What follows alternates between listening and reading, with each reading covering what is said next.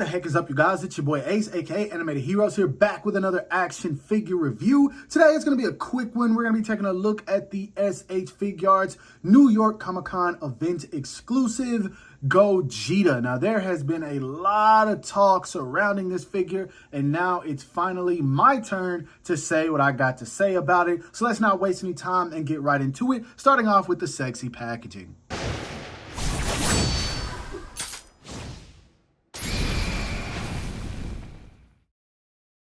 Now, the box is nothing outside of the norm when it comes to event exclusives. As you guys can see, you've got the silhouette images along the front and the sides. The window where you can see the figure, it does say SH Figuarts Super Saiyan Gogeta. Then, of course, at the bottom it says Dragon Ball Z Event Exclusive Edition, Tamashii Nations Bandai. Then on the back, you've got plenty of poses you can get the figure into, as well as the limited accessories that this figure comes with.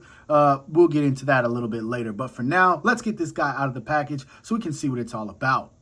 Now, right out of the packaging, I do want to go ahead and say, man, I've heard a lot of people making comments about this figure, saying that basically this looks like Super Saiyan 2 Vegeta with a bang. And I completely understand that analogy when it comes to this figure, but let's be for real here, man. We've seen plenty of pictures floating around the internet showcasing Dragon Ball characters with hair swaps, and if you swap Goku's hairstyle onto Teen Gohan, they look like the same exact character. So that is something to throw out there. It's worth noting. Now, when it comes to action figures, Bandai does have a bit of extra freedom to kind of make this character look a tad bit different, and I do feel like they kind of missed the mark a little bit, especially when you compare it to other figures such as the Kami 1, or even, in my personal opinion, the Demoniacal Fit. That's not to say it's a bad looking figure, but it's not as good as it should be. At certain angles, it really gives us that Gogeta feel, and then at other angles, it's really giving us an angry Super Saiyan 2 Vegeta, as I just mentioned. That being said, the hair sculpt does look good. I do feel like it's missing a bit in terms of volume. I do think it should sit a little bit higher. And then I do think that the bang comes in, or not the bang, the Widow's Peak comes in a tad bit too far. Now, granted, the art style of this character does change depending on who's drawing it, who's animating it, all of that good stuff. So who knows? That's entirely up to your personal opinion, whether you think this is accurate or not.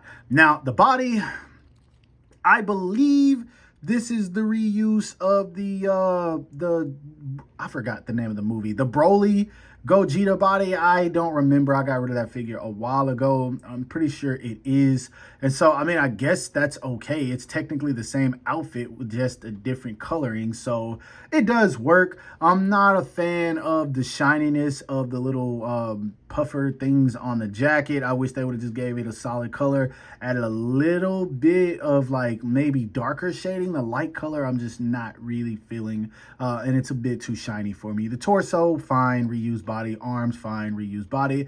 I do like the smaller belt on this guy. It's got a bit of shading on it too. As you can see, it's darker up here, and then it fades to a lighter blue at the bottom of it, so that's cool. The wrinkles around here do have some shading as well.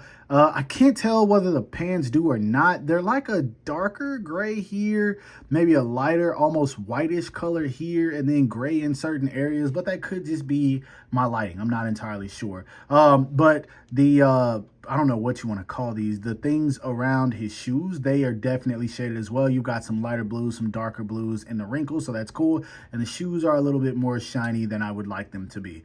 It's a decent looking figure. It's nothing spectacular. I want to make sure I throw that out there in case someone is wanting to get this and just display it on their shelf. It's okay. Now, when it comes to his height, to the top of his hair, Gogeta is probably about 6.5 inches. To the top of his forehead, he's right at about 5.5.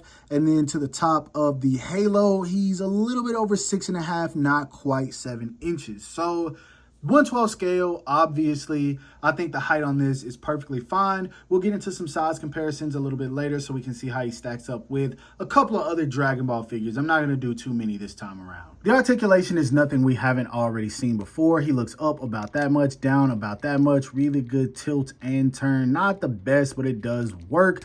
The head is on this it's not a double ball peg. It's this hinge ball peg joint I really wish they would get rid of. But since this is a reused body, I guess I understand why they would do it. It still could be better though. Now, when it comes to the movement of the arms, you can rotate these pieces outward, and then that's going to help with moving them only out about that much. So that does kind of suck. In order to move it anywhere else, you're going to have to rotate them upward, but these do help when bringing the hands inward, and for whatever reason that one popped off. And then once you've got the arms brought inward, you can kind of tuck these pieces back here so they are a little bit hidden. That's cool. He does have a bicep swivel. Mine's a little tight on there, but it is there. He does have a double, what the heck? The joint is like coming out, and I'm leaving this in the video. That is crazy weird, but yeah. So it's really, I guess, only meant to bend that much. That seems very limited in terms of what we normally get. Maybe I'm tripping. Y'all tell me. The hands are on a ball peg, as you already saw, so no real reason to show that. At the torso, he moves around just fine. This is probably the best part of the figure. Now, when you use the diaphragm, you don't get much going forward. You get more going back, but that's kind of pointless because you got that gap in there that is very freaking obvious. Rocker, just fine. Waist swivel, just fine. And then when you crunch him forward, pieces are just popping off of this guy. What is happening here? He does lean forward about that much, which is good. Leaning back, again, pointless. You still get a gap. The belt is on a ball peg, so it kind of swivels back and forth. That's as much as you get. He kicks forward all the way up, so that's good. Not gonna complain about that. He kicks back all the way. He does have really good outward kicking. Well, not the best, but he does kick out. I think you could maybe get more range if you rotate these pieces, but if you do that, just know the leg will definitely eventually pop off if you move that around too much, but rotating it does help to get him to kick out, so that's cool. He does have a thigh swivel, double jointed knees, ugly look, because it does have two gaps, not just one, two, so that's not cool. Sadly, no swivel right here at this piece, even though they definitely could have put one in there. Foot goes down about that much, up about that much. Decent ankle rocker. Actually, no, ankle rocker sucks. I'm not even gonna say decent. So yeah, and then he does have a toe hinge. So articulation wise, okay, again, nothing spectacular, nothing we haven't seen before. And now for what I know is going to be a lot of people's deciding factor about whether they actually want to get their hands on this figure or not: the accessories. And I'm going to be honest with you guys, it's extremely lackluster in case you didn't already know. Now, Gogeta was only in Fusion Reborn for maybe, what, 5 to 7 minutes at the most. So it's not like you really needed a lot with this guy, but they definitely missed the mark in terms of some of the things they could have given him. I'll explain right now. First off, he comes right out of the packaging with this neutral angry head sculpt and a pair of fist hands. Completely fine. He then does come with this kind of smiling, smirking, looking to the side face, which I'm happy that they threw in. He also comes with this yelling, screaming, powering up, attacking face. I dig that as well. And he comes with a teeth gritted face. All of these are perfectly fine. You get every expression that you need with him. He does come with a pair of martial arts hands. He does come with a pair of Kamehameha hands, or Final Flash. And then he does come with a pair of blast hands. As you can tell just by looking at these are the older style hands. They definitely could have thrown in the new ones because I believe the peg for the most part is the same exact one. So yeah, they could have done that. He does also come with this pointing finger, which I believe is actually based on his art from the cover. I believe he's pointing, so I can understand why they gave him this, but no Stardust Breaker, if that's what you know it as, or no Soul Punisher. Why are we missing that? I don't know what they were thinking. And then he does come with his signature halo. So that's cool, I guess. I don't know, man. But we definitely needed more, man. We needed more with this guy. He's an $80 action figure. This is ridiculous, man. For an event exclusive, and it's the only Gogeta we have from Fusion Reborn. His signature move is Soul Punisher, and we didn't get it. Tamashi, what happened?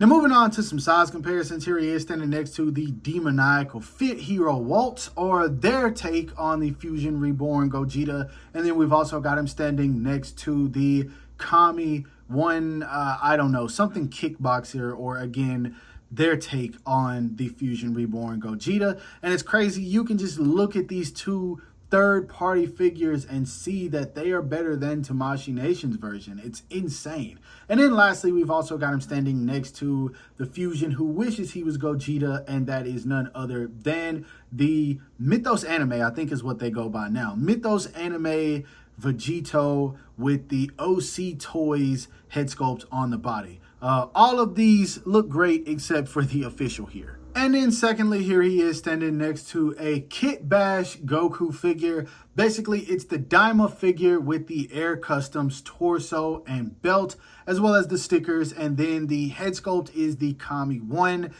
This is my current favorite Goku figure. Then we've also got him standing next to an SH Figuarts Dragon Ball Superhero Vegeta. And then lastly, a demoniacal fit Adolescent Malevolence or Kid Buu.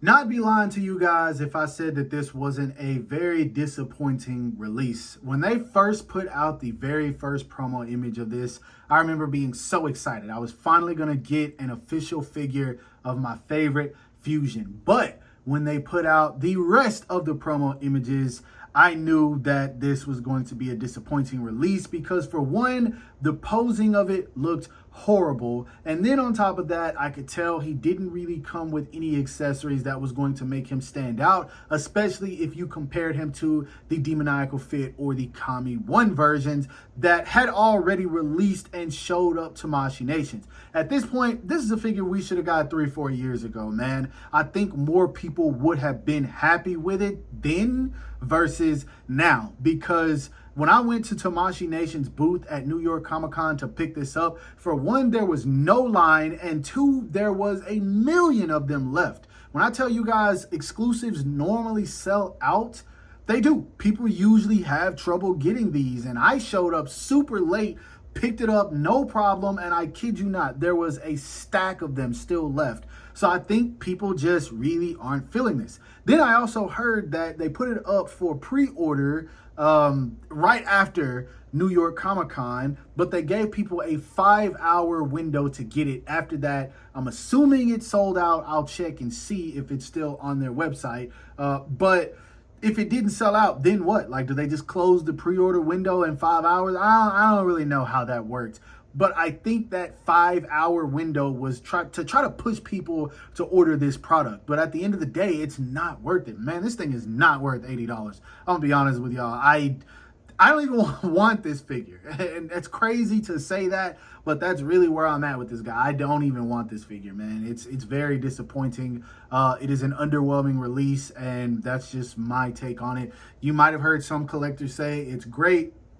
That's cool if that's how they feel about it. But if you compare this to the Kami 1 or even the Demoniacal Fit, it does not come close to how good those are for third-party figures. So anyway, that's my take. Hopefully you guys enjoyed it. If so, give it a thumbs up. If you dislike it, give it a thumbs down. I still appreciate you for watching. But yeah, subscribe to the channel if you haven't already, or you're new here, hit that bell icon so you're notified whenever I upload new content. And last but not least, follow me on everything you see listed in the description below to keep all of my activity outside of YouTube. Hope you guys have a great rest of your day. Stay safe wherever you are, and bye.